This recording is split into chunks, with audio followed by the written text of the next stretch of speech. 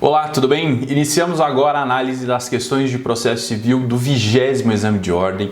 Esse que foi o primeiro exame em que foram abordadas questões relativas ao CPC de 2015. Então ele é o nosso ponto de partida para fazer essa abordagem aí, para ver como que a Fundação Getúlio Vargas e a OAB têm avaliado os conhecimentos na área do processo civil. E a primeira questão desse exame trata de um tema bastante importante nesse novo Código de Processo, que é a audiência de mediação ou de conciliação. Esse é um tema bastante recorrente em várias provas, tem questões relativas a isso, então é de conhecimento obrigatório. E não precisa muito não, porque geralmente as questões têm girado em torno de letra de lei. Então é saber o que disciplina o artigo 334 e os seus parágrafos que você vai conseguir responder adequadamente às questões. Vamos verificar o que diz o enunciado. Distribuída a ação, Antônia, autora, é intimada para audiência de conciliação na pessoa de seu advogado. Explicado o objetivo desse ato pelo advogado, Antônia informa que se recusa a participar da audiência porque não tem qualquer responsabilidade, ou aliás, não tem qualquer possibilidade de conciliação com Romero, que é o réu. Aí, acerca da audiência de conciliação ou de mediação, com base no CPC de 2015, você tem que assinalar a afirmativa correta. Diz a letra A. Romero deverá ser citado para apresentar defesa com pelo menos 15 dias de antecedência. Está errada essa questão, por quê? O artigo 334 diz que se a petição inicial preencher os requisitos e não for o caso de improcedência liminar do pedido, o juiz vai designar a audiência de conciliação ou de mediação. E depois da audiência, se não houver acordo entre as partes, é que vai se abrir o prazo para apresentar contestação, né? Então, nesse caso, a assertiva A está incorreta por conta disso. O réu não é citado para apresentar defesa, ele é citado, intimado para comparecer na audiência de conciliação que foi designada. Já as assertivas B e C nós vamos analisar em conjunto. Diz a B, a audiência não será realizada uma vez que Antônia manifestou expressamente seu desinteresse na conciliação. Está errado. Por que está errado? Porque a audiência só não é realizada se ambas as partes manifestarem desinteresse. É o que diz o inciso 1 do parágrafo 4º do artigo 334. Já a letra C diz assim, ainda que ambas as partes manifestem desinteresse na conciliação, quando a matéria não admitir com autocomposição, a audiência de conciliação ocorrerá normalmente. Quer dizer, essa aqui não podia estar mais errada. Ainda que você não conhecesse a lei, bastaria analisar a questão e perceber que ela é contraditória. Quer dizer, ainda que ambas as partes manifestassem desinteresse, se a matéria não admitir autocomposição, é óbvio que não vai caber a audiência de mediação ou de conciliação. É o que está previsto lá no parágrafo 4º do artigo 334. O inciso 1 diz que a audiência não vai ser realizada quando ambas as partes se manifestarem no sentido de que não querem aquela audiência. Já o inciso 2 diz que a audiência não vai ser realizada quando não se admitir a autocomposição. Quer dizer, quando aquele direito não puder ser objeto de autocomposição. Aí não faz sentido que seja designada essa audiência, ela não vai ser realizada em razão disso. Ok? Então, tanto a assertiva B quanto a assertiva C estão equivocadas. De consequência, a correta é a alternativa D, que diz: Antônia deve ser informada que o seu não comparecimento é considerado ato atentatório à dignidade da justiça, sob pena de multa. E é exatamente o que está previsto no parágrafo 8º do artigo 334. A parte que não comparece na audiência de mediação ou de conciliação que foi designada comete ato atentatório à dignidade da justiça e diz lá esse parágrafo que ela vai sofrer uma multa de até 2% sobre o valor da causa ou sobre a vantagem econômica pretendida no processo, e essa multa vai ser revertida em favor da União ou do Estado, certo? Então é muito grave esse ato de não comparecimento na audiência de mediação ou de conciliação, porque nessa estrutura criada pelo CPC de 2015 de estimular a autocomposição, essa audiência foi colocada, ela ocupa um papel central no procedimento, justamente para forçar as partes a buscarem essa composição entre elas antes de mesmo o réu apresentar a sua defesa, ok? Então, nesse caso, a assertiva D é a correta. Já a questão número 2 vai tratar sobre o valor da causa e diz assim o enunciado: Davi ajuizou a ação em face de Heitor, cumulando o pedido de cobrança no valor de R$70 mil e pedido indenizatório de dano material no valor de R$30 mil. Ultrapassada a fase inicial conciliatória, Heitor apresentou contestação contendo vários fundamentos, dentre eles preliminar de impugnação ao valor da causa. O juiz proferiu decisão saneadora, rejeitando a impugnação e determinando o prosseguimento do processo. Com base nesse caso, você tem que assinalar a assertiva correta. Aí diz a letra A: Heitor deveria ter apresentado incidente processual autônomo de impugnação ao valor da causa. Não deveria, essa assertiva está incorreta. O que diz o artigo 293? O réu pode impugnar em preliminar de contestação o valor atribuído à causa pelo autor sob pena de preclusão. Quer dizer, o caminho adequado para se impugnar o valor da causa atribuído pelo autor é uma preliminar na contestação em que o réu vai demonstrar que o valor atribuído à causa é inadequado. Não precisa, como diz a questão A aqui, de um incidente processual autônomo de impugnação. O CPC de 2015 simplificou esse procedimento e disse que é possível a alegação em mera preliminar dentro mesmo da contestação. É o que diz o artigo 293, que é reforçado pelo inciso 3 do artigo 337, que vai estabelecer sobre as defesas processuais, as defesas preliminares, e coloca lá no inciso 3 que uma delas é a alegação de incorreção do valor da causa. A correta é a letra B, que diz assim: Heitor poderá formular pedido recursal de modificação da decisão que rejeitou a impugnação ao valor da causa, em suas razões recursais de eventual apelação. Quer dizer, nesse caso aqui, diz o artigo 1009, da sentença cabe apelação. Agora, não foi na sentença que o juiz decidiu a respeito, foi na decisão saneadora. E na decisão saneadora é uma decisão interlocutória, e você pode pensar, poxa, mas não pode ser. Só que o parágrafo 1º desse artigo 1009 diz: as questões resolvidas na fase de conhecimento, se a decisão a seu respeito não comportar agravo de instrumento, não são cobertas pela preclusão e devem ser suscitadas em preliminar de apelação, eventualmente interposta contra a decisão final ou nas contrarrazões. Quer dizer, essa questão decidida naquela decisão de saneamento, que é uma decisão interlocutória, não vai sofrer os efeitos da preclusão. Eu posso rediscutir essa questão posteriormente como preliminar das minhas razões de apelação ou das minhas contrarrazões de apelação. É o que está prevendo lá o parágrafo 1º do artigo 1009, por conta da sistemática do artigo 1015, que estabeleceu lá um rol taxativo de cabimento do agravo de instrumento. Então, apenas de determinadas decisões interlocutórias é que vai caber agravo de instrumento. E dessa decisão interlocutória que resolve uma preliminar de impugnação ao valor da causa, não há cabimento de agravo de instrumento, então vai caber a alegação como preliminar de apelação. Ok? Então, a letra B é a correta. Letra C diz: o valor da causa deverá ser de 70 mil, pois existem pedidos cumulativos. E ela mesma é contraditória, né? Então nós temos dois pedidos, um pedido de 70 mil e um pedido de 30 mil, que são pedidos cumulados, quer dizer, um pedido se soma ao outro. Quando nós temos pedidos cumulados, diz o artigo 292 no seu inciso 6, que o valor da causa deve corresponder à soma dos pedidos cumulados. Então eu tenho que somar 70 mil com 30 mil e nós vamos chegar ao valor da causa de 100 mil reais. Por isso que a letra C está equivocada. Já a letra D vai dizer que a impugnação ao valor da causa somente poderia ser decidida por ocasião da prolatação da sentença de mérito. E essa não é uma verdade, porque, como o juiz decidiu lá, como diz o enunciado, na decisão saneadora, é um momento adequado exatamente para ele decidir esse tipo de questão. Por quê? O que diz o artigo 357 quando fala de decisão saneadora?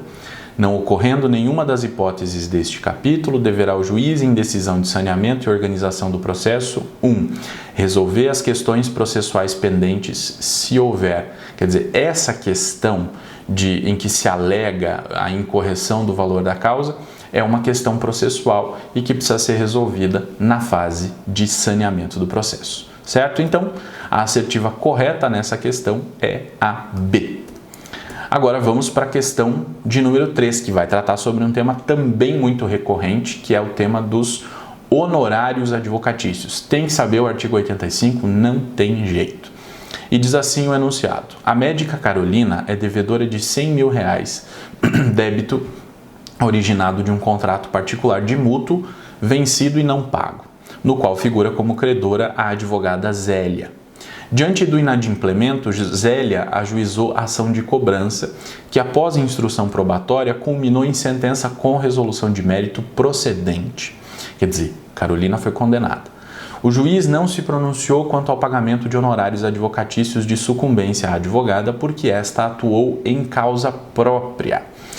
A omissa sentença proferida transitou em julgado recentemente. Sobre o caso apresentado, segundo o CPC de 2015, você tem que assinalar a resposta correta. Aí diz a letra A: o juiz agiu com acerto ao deixar de condenar a Carolina ao pagamento de honorários. Está errada essa questão. Por quê? O parágrafo 17 do artigo 85 vai estabelecer que são devidos honorários mesmo quando o advogado atua em causa própria. Então a Zélia, que propôs a ação atuando em causa própria e logrou a condenação da parte ré, ela vai receber honorários de sucumbência, ela tem direito a honorários de sucumbência, ainda que ela tenha advogado em causa própria. É o que prevê o parágrafo 17 do artigo 85. Então, a assertiva A está incorreta. A B diz assim: os honorários advocatícios de sucumbência constituem direito do advogado sem natureza alimentar. E o erro está aí, sem natureza alimentar, porque os honorários têm sim natureza alimentar, é o que prevê o parágrafo 14 desse artigo 85, que diz lá, os honorários são direito do advogado, tem natureza alimentar com os mesmos privilégios dos créditos oriundos da legislação do trabalho, e esse parágrafo, inclusive, veda a compensação em caso de sucumbência parcial. Quer dizer, é tão importante esse direito de receber honorários de sucumbência que a legislação vedou a compensação. Então, se as duas partes sucumbem em alguma medida, geralmente o que se fazia antes do CPC de 2015 era a compensação dos honorários de sucumbência, né?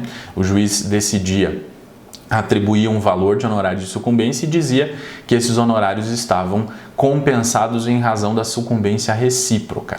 Como é direito do advogado e como tem natureza alimentar, o parágrafo 14 veda essa compensação justamente para preservar o direito dos advogados. A letra C vai dizer: a advogada Zélia não poderá requerer que o pagamento dos honorários seja efetuado em favor da sociedade de advogados no qual figura como sócia. E ela poderá requerer sim, então essa assertiva é incorreta.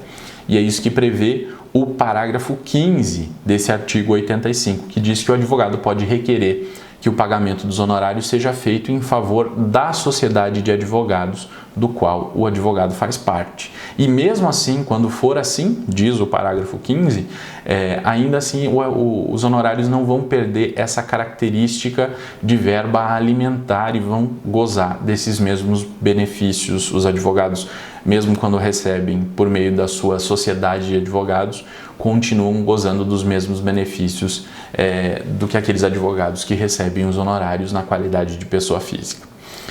Por consequência, a correta nessa questão é a assertiva D, que vai dizer: o recente trânsito em julgado da omissa sentença não obsta o ajuizamento de ação autônoma para definição e cobrança dos honorários de sucumbência, que é o que está previsto no parágrafo 18.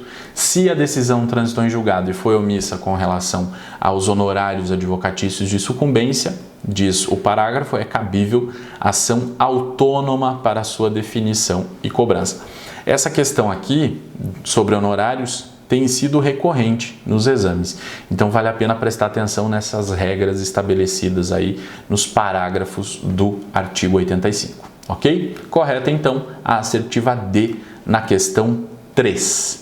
Vamos agora para a questão de número 4, que vai abordar a respeito da temática da caução. Diz assim: em país estrangeiro em que possui domicílio e onde estão localizados seus bens móveis, a sociedade empresária Alfa firmou um contrato particular de fornecimento de minério com a também estrangeira sociedade empresária Beta, estipulando que a obrigação contratual deveria ser adimplida no Brasil. A sociedade empresária Alfa, diante do inadimplemento contratual da sociedade empresária Beta, ajuizou perante a primeira vara de Montes Claros a ação com o propósito de ser indenizada pelos danos morais sofridos, prestando como caução consistente 2 veículos de sua propriedade. Após a citação e a realização de audiência de conciliação, a sociedade empresária Beta contestou, apresentando pedido de reconvenção, alegando possuir direito de ser indenizada materialmente em razão da relação jurídica contratual regularmente constituída entre as litigantes sob a luz das legislações estrangeira e nacional. Aí, com base nesse caso, segundo o CPC de 2015, você tem que assinalar a resposta correta. Diz a assertiva A: a caução prestada pela sociedade empresária Alfa não poderá ser objeto de pedido de reforço durante o trâmite processual. Está errada essa assertiva. O artigo 83, no seu caput, estabelece esse dever de apresentação de caução. Já o parágrafo 2º diz: verificando-se no trâmite do processo que se desfalcou a garantia, poderá o interessado exigir reforço da caução, justificando seu pedido com a indicação da depreciação do bem dado em garantia e a importância do reforço que se pretende obter. Quer dizer, então é possível no decorrer da ação pedir o reforço da caução.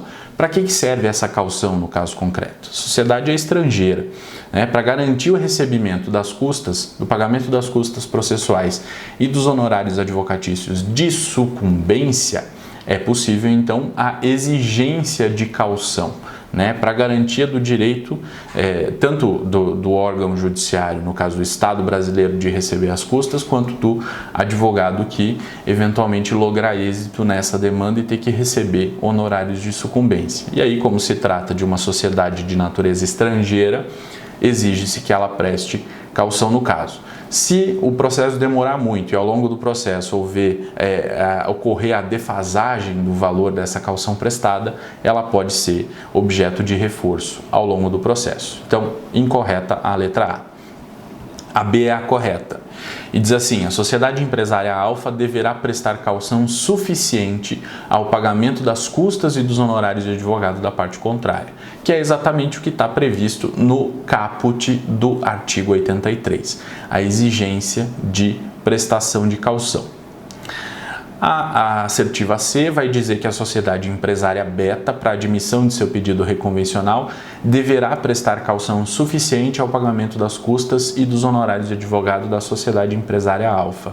Aí diz o parágrafo 1º do artigo 83: não se exigirá a caução de que trata o caput, inciso 3, na reconvenção. Então ele responde essa indagação aqui para dizer que a assertiva C está incorreta, porque não precisa haver a prestação de caução, nesse caso da reconvenção, só da ação. A assertiva D, também equivocada, vai dizer que o contrato originado em país estrangeiro, antes do ajuizamento da ação indenizatória, deve ser objeto de homologação perante o STJ. Não é. O que se homologa pelo STJ são as sentenças estrangeiras ou as decisões interlocutórias estrangeiras que precisem ser cumpridas no Brasil, que passam pelo procedimento do exequatur. Não é o caso aqui, porque está falando de contrato originado em país estrangeiro. Não há necessidade de homologação de contrato para que as suas cláusulas tenham validade. E essa exigência de homologação das decisões estrangeiras, a gente verifica lá no artigo 105, inciso 1, a linha I da Constituição Federal, e o procedimento está previsto entre os artigos 960 e 961 do CPC de 2015. Então, nesse caso, questão 4, a assertiva correta é a B. Agora vamos para a análise da questão de número 5 desse 20º exame, que trata sobre a temática dos negócios jurídicos processuais. Novidade no CPC de 2015, então tem que saber, porque a chance de cair uma questão sobre isso é grande. Diz lá: Rafael e Paulo, maiores e capazes, devidamente representados por seus advogados, celebram um contrato no qual, dentre outras obrigações, havia a previsão de que, em eventual ação judicial, os prazos processuais relativamente aos atos a serem praticados por ambos seriam, em todas as hipóteses, dobrados. Por conta de desavenças surgidas um ano após a celebração da avença, Rafael ajuizou uma demanda com o objetivo de rescindir o contrato e ainda receber indenização por dano material. Regularmente distribuída para o juízo da 10ª Vara Cível de Porto Alegre, o magistrado houve por reconhecer de ofício a nulidade da cláusula que previa a dobra do prazo. E aí, sobre isso, você tem que assinalar a correta. Diz a assertiva A: o magistrado agiu corretamente, uma vez que as regras processuais não podem ser alteradas pela vontade das partes. Não é isso. Essa assertiva está incorreta. O artigo 190, que estabelece lá de forma genérica a respeito dos negócios jurídicos processuais, diz assim: se o processo versar sobre direito que admite autocomposição, é lícito às partes plenamente capazes estipular mudanças no procedimento para ajustá-los às especificidades da causa e convencionar sobre os seus ônus, poderes, faculdades e deveres processuais antes ou durante o processo. Quer dizer, é perfeitamente possível que as partes modifiquem as regras processuais, desde que se tratem de regras processuais de natureza dispositiva, como é o caso dos prazos processuais. Então não haveria nenhum problema com relação a isso, por isso que a assertiva A está incorreta. Aí a B diz o seguinte: se o magistrado tivesse ouvido as partes antes de reconhecer a nulidade, sua decisão estaria correta, uma vez que, embora a cláusula fosse realmente nula, o princípio do contraditório deveria ter sido observado. Uma coisa é certa, o princípio do contraditório precisa ser sempre observado. Ok. Agora, o erro está que, embora a cláusula fosse realmente nula, a cláusula não é nula. Por que você sabe que a cláusula não é nula? Você vai lá no parágrafo único do artigo 190. Ele dá as possibilidades de controle pelo juiz dos negócios jurídicos processuais. Só que ele estabelece limitações e vai dizer assim: de ofício ou a requerimento, o juiz controlará a validade das convenções previstas nesse artigo, recusando-lhes aplicação somente nos casos de nulidade ou de inserção abusiva em contrato de adesão ou em que alguma parte se encontre em manifesta situação de vulnerabilidade. Olha só que interessante isso. Há uma possibilidade de o juiz decretar nulidade do negócio jurídico, processual nesse caso, mas só nessas hipóteses do artigo 190. Né? Se ele for inválido porque lhe falta algum elemento de validade, né?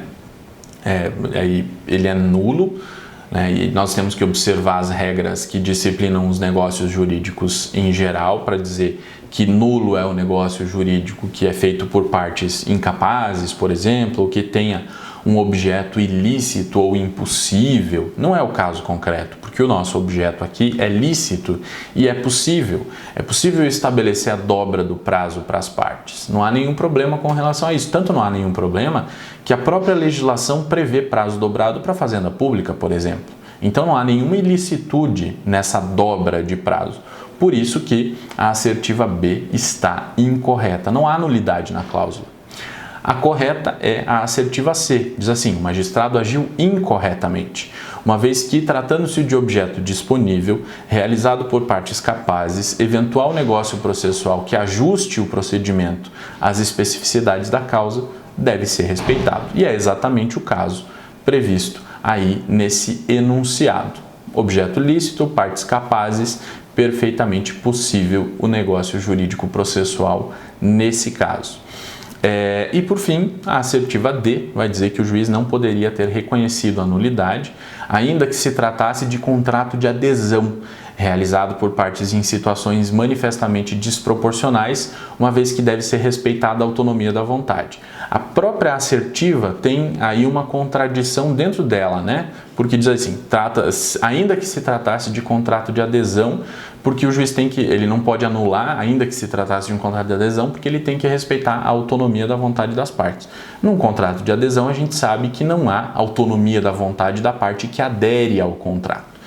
Então, não faria sentido. Essa assertiva, ela é contraditória em si. E o parágrafo único do artigo 190 dá ao juiz a possibilidade de fazer o controle da validade dos negócios jurídicos processuais e ele diz ali, se se tratar de um contrato de adesão em que uma parte esteja numa situação de vulnerabilidade com relação à outra, o juiz vai negar a aplicabilidade para a convenção processual. Ok? Então, a assertiva correta nessa questão de número 5 é a C. Vamos finalizar. A última questão desse 20º exame trata a respeito de impedimento. Diz assim o enunciado. Durante uma ação de guarda a tramitar em uma vara de família, a ré, mãe da criança, descobriu que o advogado do pai, que é autor, é filho adotivo do irmão do promotor de justiça que atua no caso. Aí você faz a primeira pausa na leitura do enunciado. O que é o filho adotivo do promotor de justiça que atua no caso? Quer dizer, o filho, se o advogado é filho adotivo filho adotivo do irmão do promotor de justiça, quer dizer que ele é sobrinho do promotor de justiça. E perceba, o enunciado coloca dessa forma, ele poderia simplesmente colocar que o advogado do autor é sobrinho do promotor de justiça, mas não, ele coloca dessa forma, filho adotivo do irmão do promotor de justiça para te confundir. Agora, não há razão, até porque ele coloca ali a questão do filho adotivo, até para te deixar em dúvida, poxa, será que o filho adotivo tem alguma diferença? A gente sabe que não tem diferença nenhuma, não há nenhuma diferença de tratamento aqui. Então, o advogado do autor é sobrinho do promotor que atua como fiscal da lei nesse processo. E aí, extremamente preocupada, a autora, aliás, a ré, né, que é a mãe da criança, informou o fato ao seu advogado e, com base no CPC de 2015, o advogado da mãe tem que fazer o quê? O correto está lá na assertiva A. Diz assim, por causa do impedimento para que o promotor exerça as suas funções, o fato deverá ser informado ao juiz da causa em petição específica. Nossa, mas impedimento? As causas de impedimento estão previstas no artigo 144, que diz assim, há impedimento do juiz, sendo-lhe vedado exercer suas funções no processo, inciso 3, quando nele estiver postulando como defensor público, advogado ou membro do Ministério Público, seu cônjuge ou companheiro ou qualquer parente, consanguíneo ou afim, em linha reta ou colateral até o 3º grau. E o sobrinho é parente em 3º grau do promotor nesse caso. Então, ele não pode exercer as suas funções porque ele se enquadra justamente nesse inciso 3 do artigo 144. Aí você pensa assim, tá, mas o 144 está falando do impedimento do juiz, não do promotor de justiça. Aí o 148 vai dizer, aplicam-se os motivos de impedimento e de suspeição, inciso 1, ao membro do Ministério Público. Então, aqueles mesmos motivos de suspeição que se aplicam ao juiz, aplicam-se aos membros do Ministério Público. Por quê? Porque quando ele atua como fiscal da lei, no caso concreto, ele é também um sujeito imparcial no processo, assim como o juiz, assim como o perito. Então, e assim como os outros servidores da justiça que atuam naquele processo. Então, ele precisa necessariamente aqui se submeter a essas regras de impedimento e de suspeição que podem macular a sua imparcialidade. Já o parágrafo 1º desse artigo 148 diz assim, a parte interessada deverá arguir o impedimento ou a suspeição em petição fundamentada e devidamente instruída na primeira oportunidade em que lhe couber falar nos autos. E esse parágrafo 1º nos ajuda também a responder a assertiva A para verificar que ela está correta. Então, quando se trata de alegação de impedimento do Ministério Público, no caso concreto, a parte interessada tem que arguir o impedimento ou a suspeição em petição fundamentada e instruída na primeira oportunidade que lhe couber falar nos autos. A assertiva B está incorreta porque diz que o advogado da mãe deverá arguir por meio de exceção o impedimento do promotor de justiça. Não é por meio de exceção, a gente viu ali, é por simples petição dirigida ao juiz da causa, conforme prevê o artigo 148, parágrafo 1º. A assertiva C vai dizer, as causas de impedimento direcionadas ao magistrado, como é o caso, não se estendem aos membros do Ministério Público. E a gente viu, pela leitura do artigo 148, inciso 1, que se estendem sim aos membros do Ministério Público. E, por fim, a assertiva D vai dizer que não se trata de causa de impedimento porque o advogado do pai é parente colateral de terceiro grau do promotor. Justamente por isso, justamente porque ele é parente colateral de terceiro grau do promotor, que se aplica a ele essa regra de impedimento prevista lá no artigo 144, inciso 3. Ok? Com isso, nós encerramos a análise das questões de processo civil do 20º exame de ordem. Nos vemos no próximo. Até mais!